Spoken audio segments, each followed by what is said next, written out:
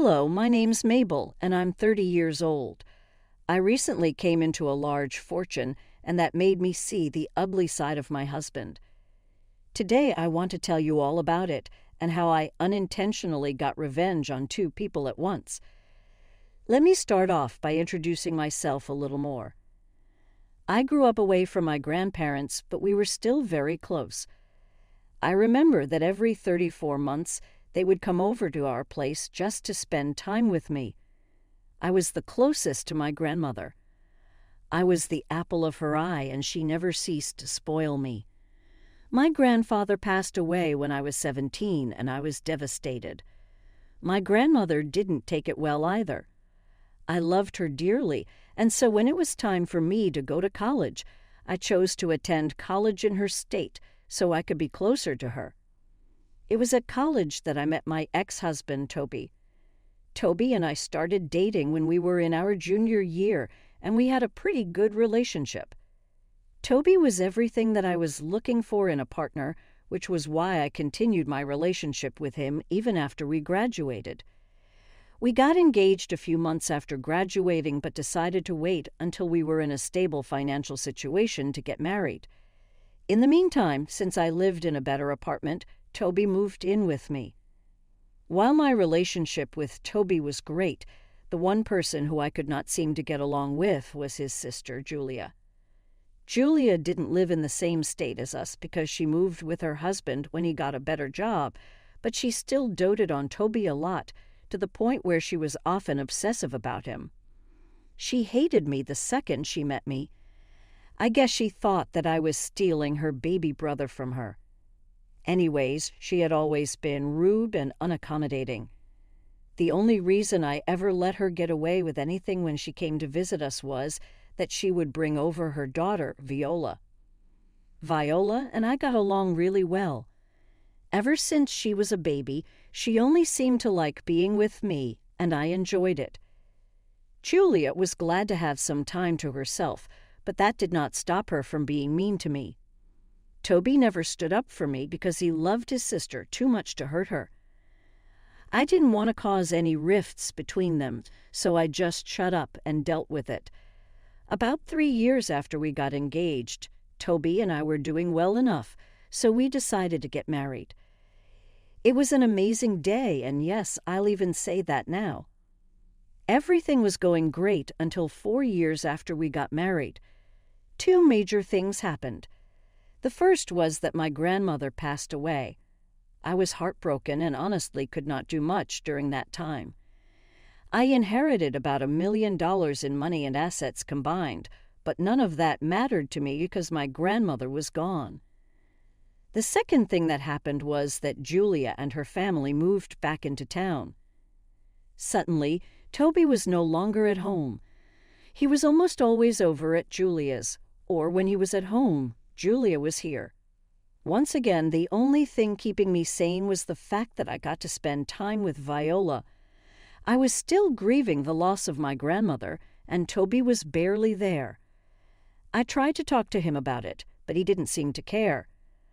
Until one day he came back home directly after work and was alone, a pretty rare occasion. "Hey, sweetie, how was your day?" It was pretty good. "What about you?" "Oh, same old. I went to meet Julia and we got to talking. You seem to be visiting Julia a lot, you know." "We're really close. I miss her, and I guess I just feel better when I'm around her." "Anyways, do you not want to know what we talked about?" "Yeah, sure, tell me." "Well, I was telling her that we were planning on buying a house. I'm going to cut you off right there. I never agreed to that. Just listen to me. Julia asked me how I had the funds for it, and I told her all about your inheritance, and she suggested that it would actually be a great investment for us to make." "And why is that?" "I mean, you have more than enough money to almost fully purchase a house. I really think that we should invest in it. We'll be well settled for the rest of our lives. But I want to invest my money in some better place. What's better than securing a house for ourselves? I can think of several better things that can at least be put to use for our future." I don't want to spend all my money on one thing, It's like you're trying to tell me that your money is yours and not mine to begin with. Well, it kind of is. I get to decide what I want to do with it, and you have no say in it. Look, you either invest your money in something for the both of us, or I'm leaving. Where would you leave? You're literally begging me to buy a house with my money for your future. If you choose to leave, that's going to be your loss. Oh, so you're okay with me leaving you all because you want to keep your money to yourself? Don't try and act as if that was what I was saying, Toby. You're the one threatening to leave me if I don't spend on you. You're the one who brought it up. Yes, because I thought you loved me and you wanted to spend your future with me. Forgive me for looking out for us. You're really bad at whatever you're trying to do here. I'm keeping my money and I get to decide where and how I spend it. Fine, but could you at least think about spending it on a house for us? Sure. I wasn't sure why Toby was being so adamant about buying the house, but something did not seem right to me, which was why I knew that I had to stand my ground. Toby began to distance himself from me after that conversation. He began to spend even more time at Julia's place. Julia stopped coming over, other than to drop Viola off whenever she needed me to babysit her. I tried to talk to Toby on multiple occasions and asked him what was wrong, but he always brushed me off and told me there was nothing wrong. Eventually, I gave up and figured that I'd just wait until he was ready to talk. However, things took a turn when one day Julia dropped Viola off at my place for me to babysit her. Hey, Viola, how's my favorite niece doing? I'm your only niece, still my favorite, though. I hope I'll always be your favorite. Of course you will be. Anyways, what do you want to do today? I was thinking we could go get our nails done and then get some ice cream. Yay! Can I paint my nails pink? Of course you can. And can I get strawberry ice cream? Why can't you? We'll get you everything you want. I only have one niece, and if I don't spoil her, would I really be her aunt? You know you're my favorite aunt. I really will miss you. Miss me? Sweetie, what do you mean? I'm not going anywhere. Well, it's just that. What is it? You can tell me anything. I swear I won't tell anyone else a word. Okay, well, I heard Mommy and Uncle talking the other day. Uncle as in Uncle Toby, yeah. Mommy said she's going to help Uncle with getting some cases. Case? What are you talking about? They kept talking about some cases that would give them some money, and then she told her uncle that he would have a nice big house after he left you. What? Oh my God.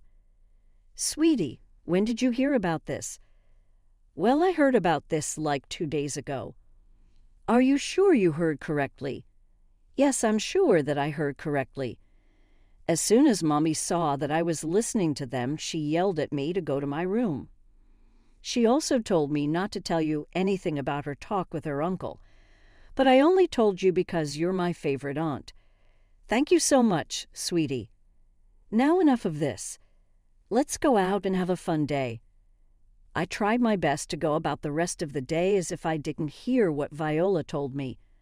I could tell that she felt bad for telling me, but I let her know that she did nothing wrong.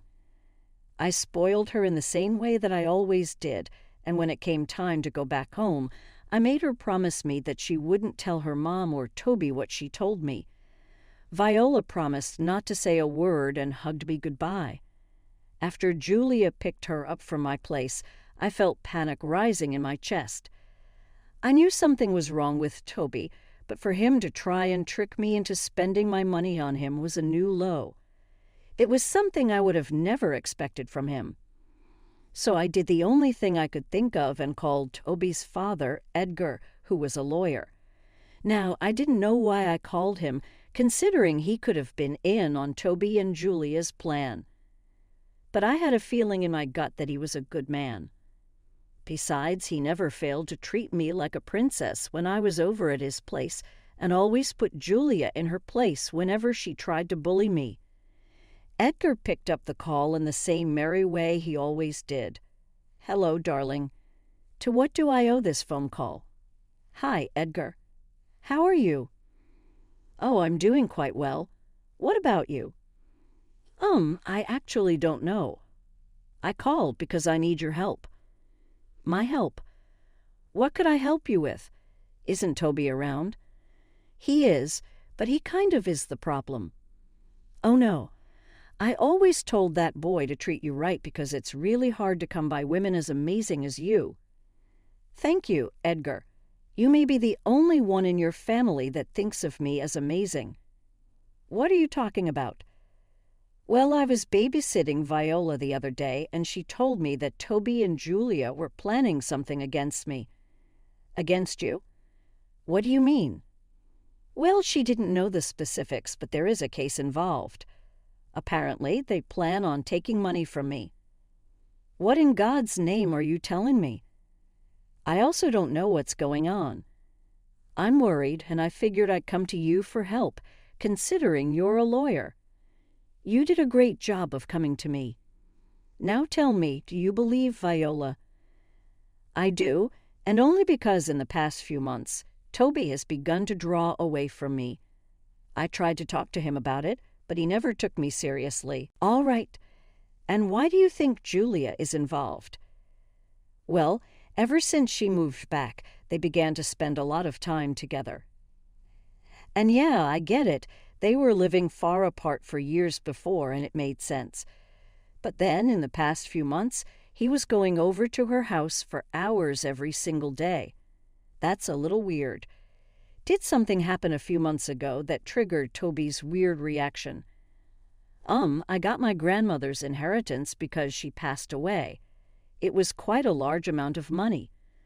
Toby wanted to use it to buy a house, but I was a little hesitant about it. After that, he's been weird, right? My guess is that they're going to try and get your money. First of all, I'm so worried that my children are doing this to you. This was not how I raised them. Secondly, why don't you drop by my office tomorrow and we'll hash this out properly?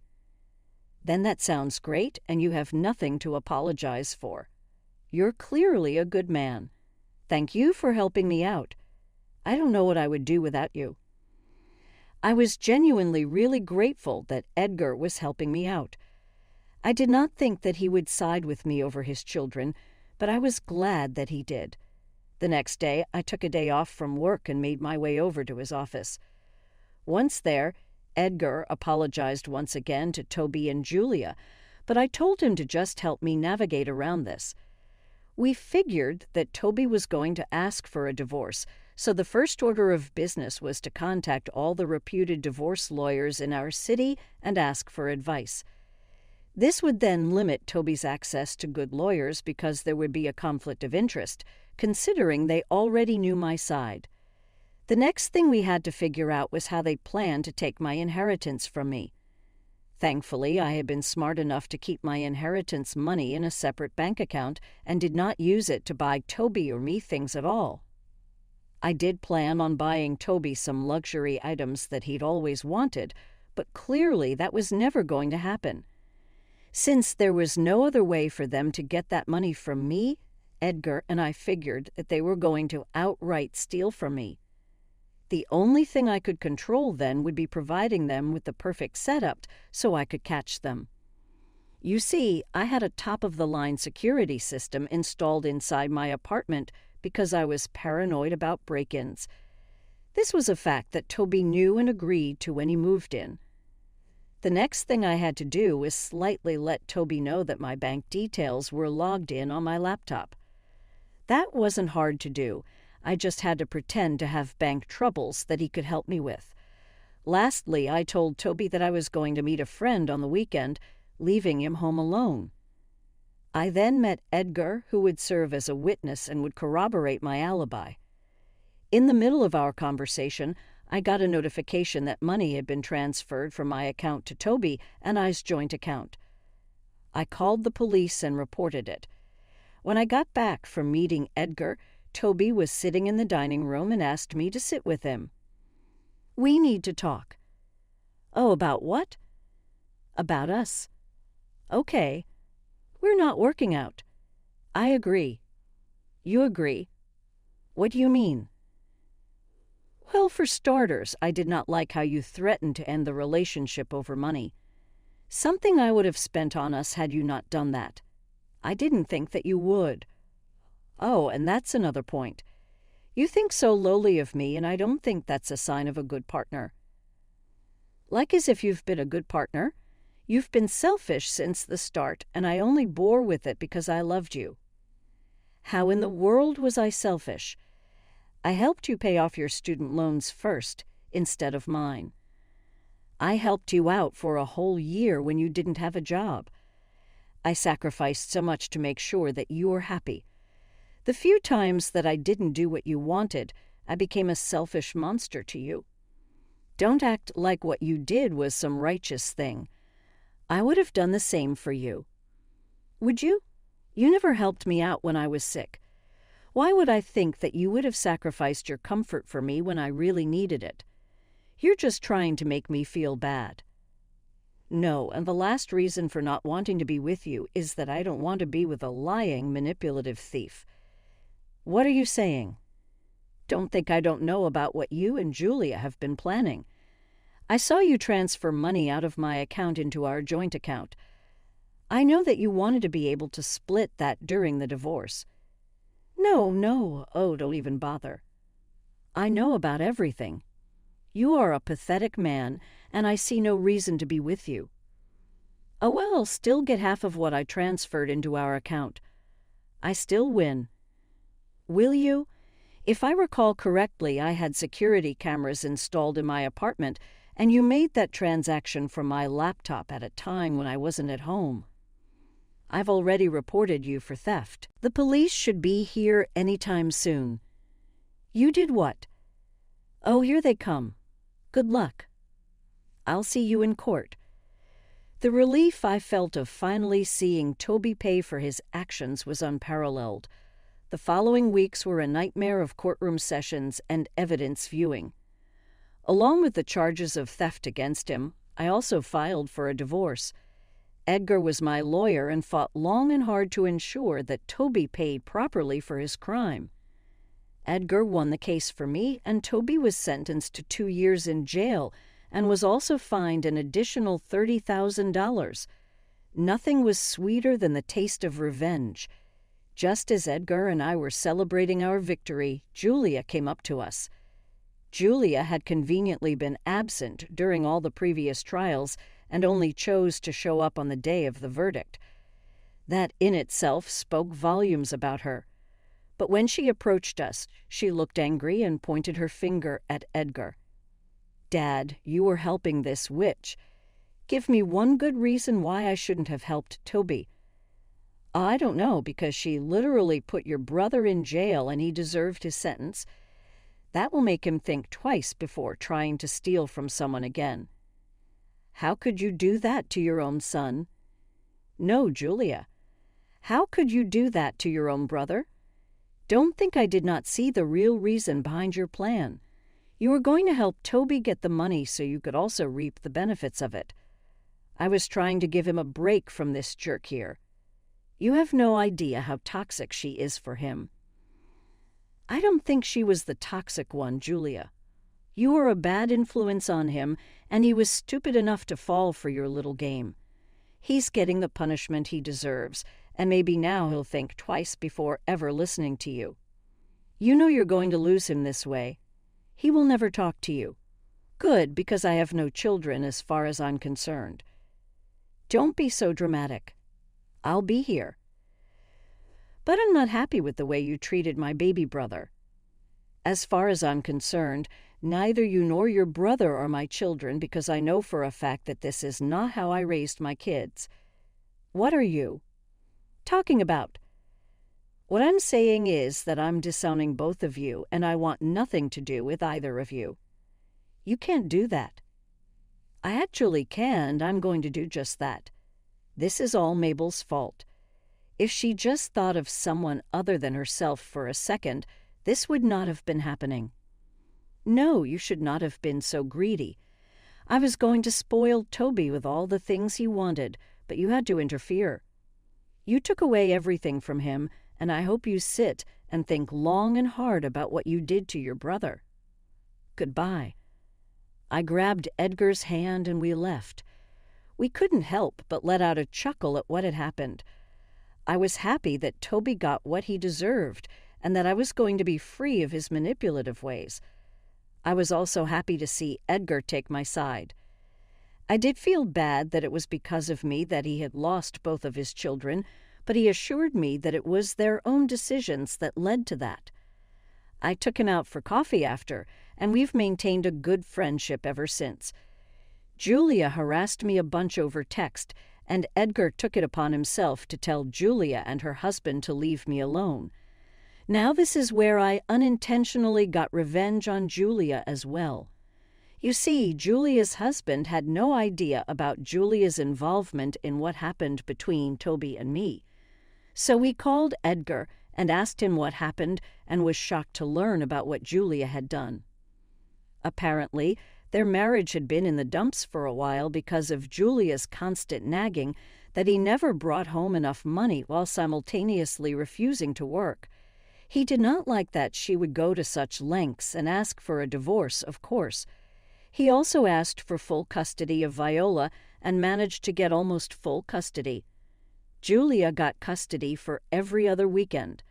Not to mention she didn't get much through that divorce either, considering that he had her sign an ironclad prenup before marriage.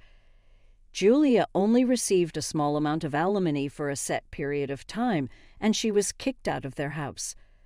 Once again, she blamed it all on me, and if I'm being completely honest, I was a little happy to see the way she got what she deserved. She tried to meddle in someone else's life, and she paid the ultimate price for it. Not to mention, I got to see Viola still because she loved me, and Julia's ex-husband could not say no to Viola. He was very apologetic for what Julia did, but I reminded him that he had no idea, so he had nothing to apologize for. And before you ask, yes, I am spoiling Viola senseless. As for me, my life is only getting better. I got a promotion at work and also decided to hire an accountant to help manage all my finances. I have invested my money in a few places, and it's only a matter of time before I get my returns on those. Getting to where I am today took a lot of struggle, but let me tell you, the view from where I'm at is one that I'm loving. I have a better understanding of people, and I'm going to be a lot more cautious.